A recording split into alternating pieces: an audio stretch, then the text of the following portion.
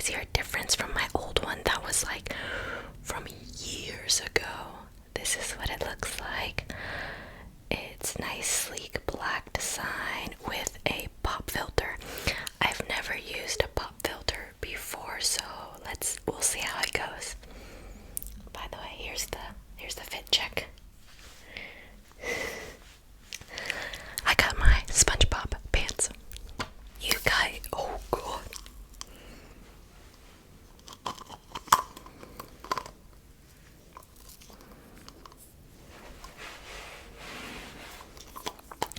You guys really liked my last Mexican lollipop licking, so I'm gonna do another one. This one had like, it's like called Lucas or something. I already peeled off the wrapper, so we're going to do that today.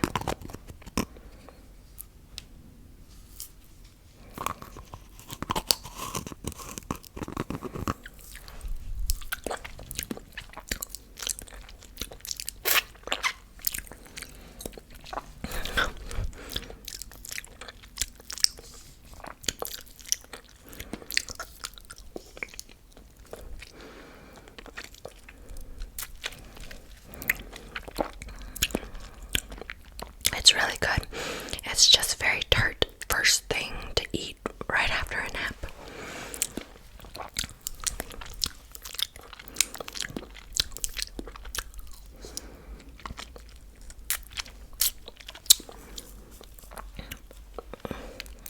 I wonder if these are sugar or they're like, they look like sugar crystals.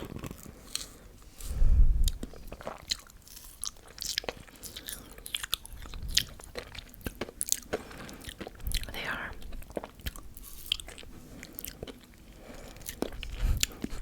It's getting all over my microphone.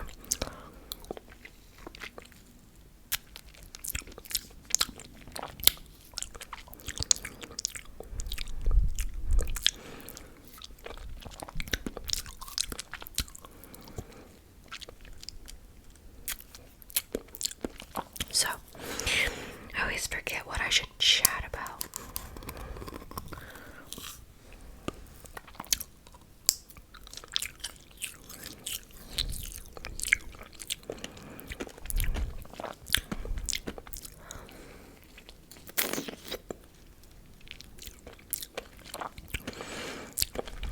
So if you guys, any of you guys watch my TikTok, I'm so frustrated right now.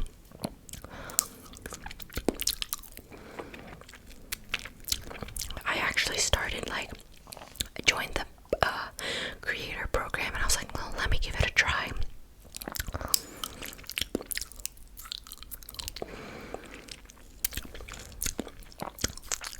Let me see if I can make some money. And so I did.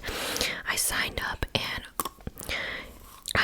I made like $100 in the first month, just like starting off.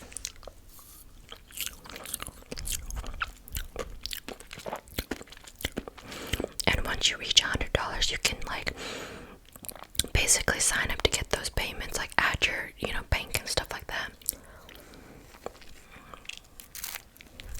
Well,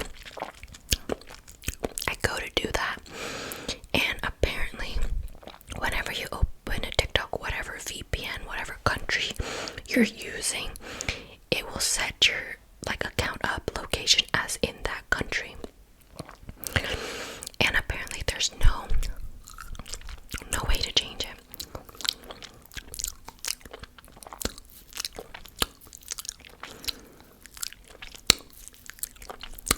Oh no. My tongue is gonna be so red for the next video.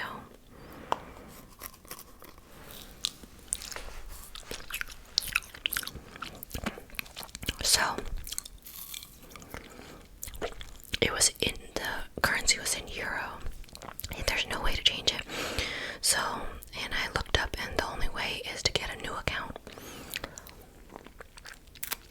Okay, fine. So I sign up with another email of mine. Apparently someone from Nigeria used my email to make a TikTok account.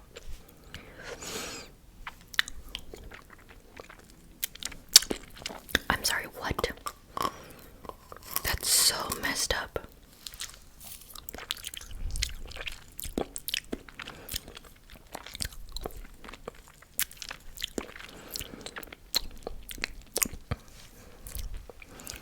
I don't know what happened here, so just don't look at it.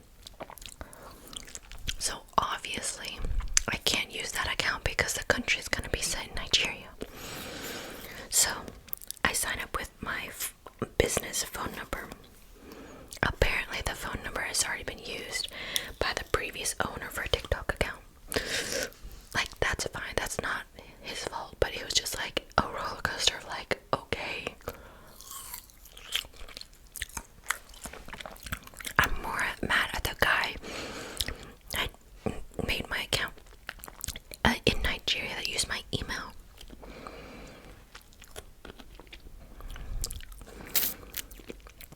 Anyways, so I had to use another email that I don't really like to use for social media accounts.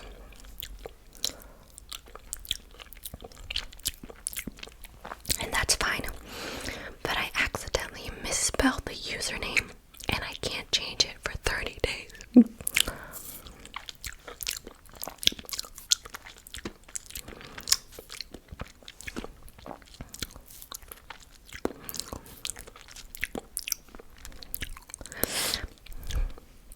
My tongue is feeling raw.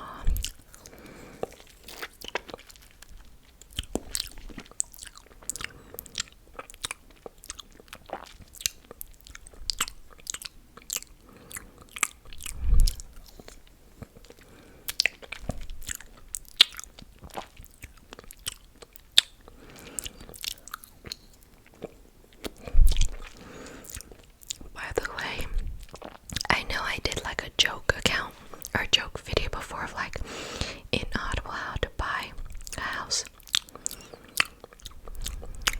Let's give you a quick rundown on actually how to do that. First off, you need to pay off all your debts, like everything except for I think student loans and maybe a car, but really you should pay that off too. You really don't want to have any debts, like you gotta pay off all your credit cards. The less debts the better when you go and apply for a mortgage, because they'll see how many debt you have and how many loans and things you have. And also it's just, you really don't want to have more things you have to pay for while you're paying for a huge mortgage. And then the next thing you do is save up for an emergency fund.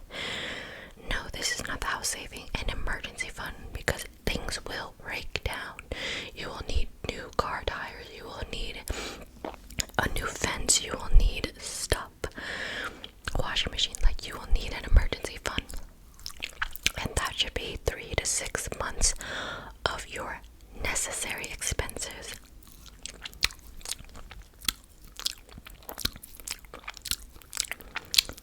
How do you find your necessary expenses? You need to figure out how to keep track of your purchases, like an app or an Excel sheet, and see how much money you spend on the necessary stuff like groceries, medical, stuff like that, not restaurants and going out to eat. So you have to save up 3 to 6 months of necessary expenses. Once you have that, then you can get started on saving up for the down payment for your house.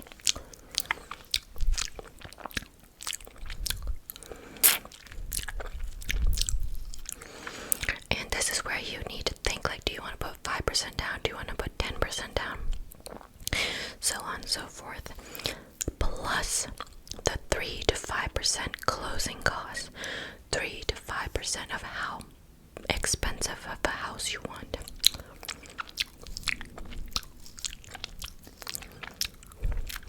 So for example, if it's a $400,000 house you want and you want to put 10% down, that's $40,000 plus 3 to 5% of $400,000. You can do the math.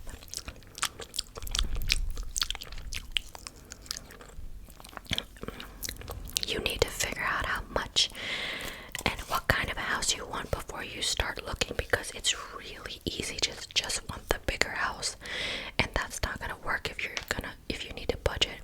Your mortgage payment should be no more than 30% of your income a month. So if you make $10,000 a month, your mortgage should not be more than $3,000. Of course, this is what I've learned. It might differ for everyone else. Do your research. I am not a professional.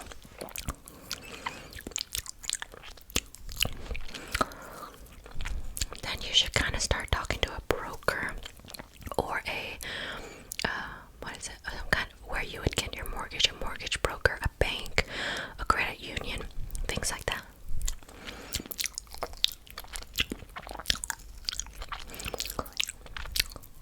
And you want to get pre-approved to see how much you can buy. But remember your budget. Just because they give you more does not mean you need to get all of the loan that they give you, if that makes sense. Like if your budget for a house is $400,000 and they give you $450,000, stick with that $400,000 unless you can budget it.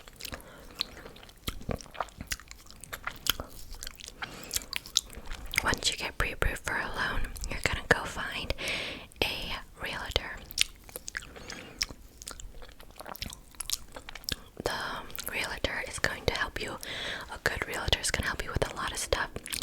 And this is when you're going to go look at houses, the fun part. Now remember when I said to know what house you want, it will take a lot of unnecessary time out of it. Like, know how many bedrooms, how many baths. Do you want it to have a pool? Do you want it to be north facing, south facing?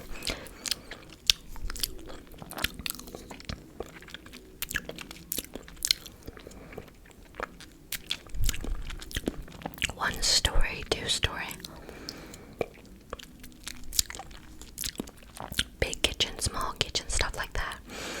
What are your needs and what are your wants in a house?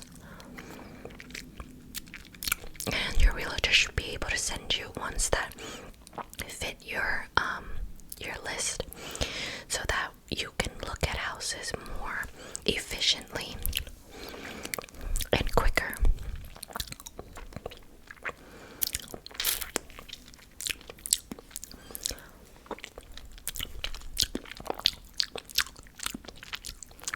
Once you have a house you like, it's time to put, make an offer.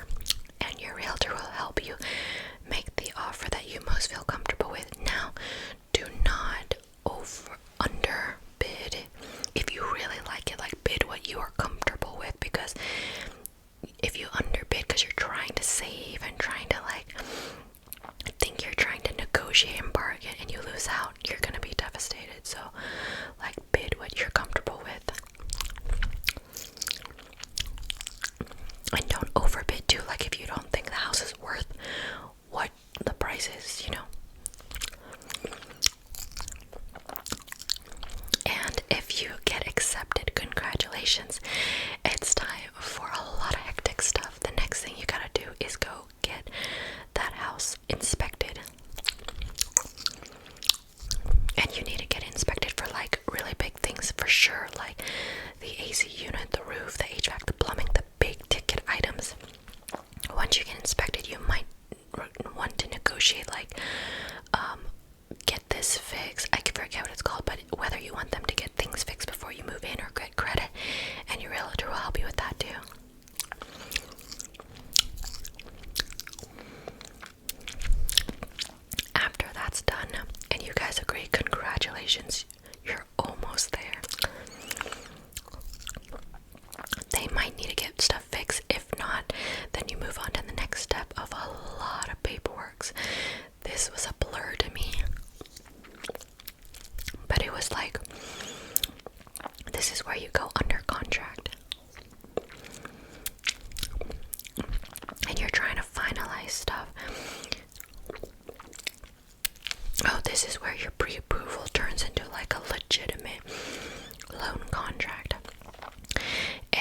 also like try to figure out utilities so you can have the house.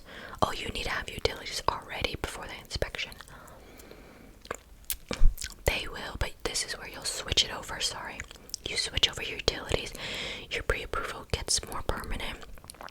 I can't remember what else, but yeah, there's a lot of paperwork signing. And then on the day of closing, you sign like 100 papers, I think, maybe 50, but still. And then you get the keys to your house. Yeah.